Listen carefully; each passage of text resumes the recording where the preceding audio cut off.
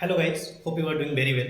मैं आपसे बहुत एक इम्पॉर्टेंट चीज़ शेयर करने जा रहा हूँ कि जो एग्जाम का 3 घंटे होता है ना, उस दौरान हमारी जो डर होता है, फियर होता है, जो फ्रस्ट्रेशन होता है, जो घबराहट होता है, उस चीज़ को कैसे हैंडल करें। क्योंकि कई बार मैंने ऐसे देखा है कि क्या होता है कि पेपर भी बहुत नॉर्मल होता है, हमारी प्रिपरेशन भी अच्छी होती है, लेकिन हम इतना घबरा जाते हैं, इतना डर जाते हैं कि पूरा का पूरा पेपर खराब करके आ जाते हैं।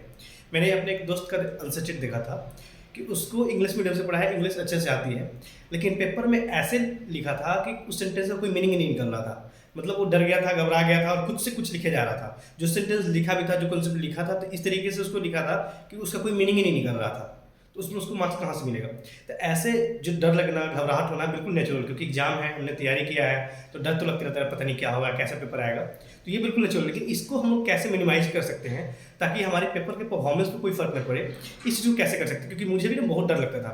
तो कैसे मैंने उसको टैकल किया, कैसे मैं उसको ठीक कर पाया, मैं शेयर करता हूँ, शायद आपके लिए भी हेल्पफुल रहेगा। तो देखो क्या होता है कि हम लोग डेढ़ दिन से पढ़ रहे होते हैं एक ही चीज़ को, बहुत सारा डेटा हमारे दिमाग में जा रहा होता है। अब लग रहा होता है पता नहीं यार एग्जाम में याद आएगा नहीं आएगा, पेपर कैसा आएगा, तो बहुत डर लग रहा होता है।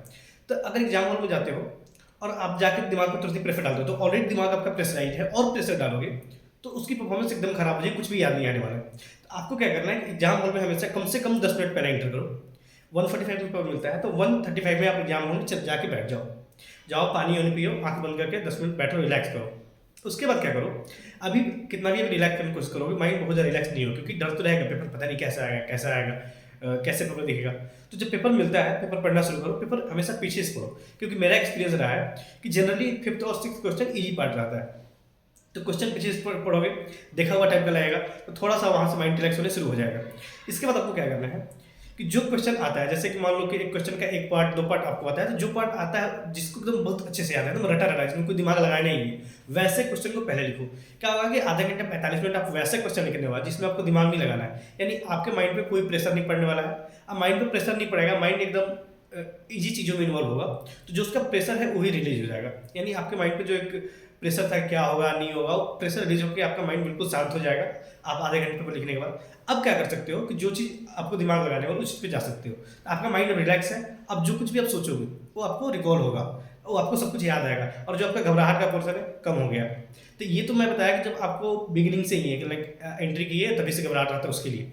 कई बार क्या होता है कि हम कोई क्वेश्चन स्टार्ट करना शुरू किए बीच के पेपर में और हमसे नहीं हुआ, लग रहा था कि हो जाएगा, नहीं हुआ, लग रहा है कि पता नहीं टाइम कम पड़ जाएगा, अब घबराहट होने लगा, अब क्या करें। एक चीज़ को दो बार पढ़ना पड़ रहा है, दिमाग में घुस ही नहीं रहा है क्या चीज़ है, एक क्वेश्चन को दो बार पढ़ रहा है, समझ में नहीं आ रहा है। तो उस केस में क्या होता है कि आपका माइंड बहुत ज़्यादा थक चुका होता है, और उस केस में आप और पढ़ते हो नहीं समझ में आता है। तो उस टाइम आपको क्या करना चाहिए कि 1-2 मिनट के लिए उठो, वॉशरूम जाओ, पानी पियो, पानी से थोड़ा फेस धो के आ जाओ, फिर बैठो। उससे क्या होगा, प्रोडक्टिविटी आपको बढ़ जाएगा। मैंने एक पेपर में हुआ था, मैं कर रहा था, लेट हो रहा था, टाइम कम पड़ा था, लग रहा था पता नहीं क्या होगा। मैंने 2 क्वेश्चन करने के बाद उठा, वॉशरूम गया, थोड़ा पानी वानी पिया, फिर फेस पानी से धो के आके बैठा, फिर किया, तो पेपर हैंडल हो गया। और स्पीड हमेशा देखते रहना कि कोई क्वेश्चन नहीं बन रहा है, थोड़ा बहुत गलत हो रहा है, तो उसको सही करने में मत लग जाना। आप बढ़ते जाओ, आगे बढ़ते जाओ, क्योंकि जो हो गया प्रोपोर्शनल मार्क्स मिल जाएगा। स्टेप मार्किंग होता है, स्टेप मार्क्स मिलता है, टाइम खराब करने का कोई फायदा नहीं। हर केस में ये चीज़ ध्यान रखना है, कैसे भी करके 100 नंबर का पेपर लिख के आना है। मान लो बहुत ज़्यादा टाइम नहीं है तो आधा दो लिख दो, जितना आता है या उतना ही लिख दो, कुछ भी लिख दो, लेकिन खाली मत छोड़ना, क्योंकि खाली छोड़ोगे तो भी कुछ नहीं मिलेगा। लिख देने से क्या पता आधा एक नंबर कुछ भी मिल जाए, एक नंबर से कोई फेल हो जाता है, एक नंबर से किसी का एकदम से छूट जाता है। एक नंबर बहुत इंपॉर्टेंट होता है, इस चीज़ को आप ध्यान रखोगे तो हो सकता है कि आपका कुछ नंबर बढ़ जाए, या जो आप डर की वजह से, घबराहट की वजह से जो खराब कराते हो, वो चीज़ आप कहीं ना कहीं रोक पाओगे।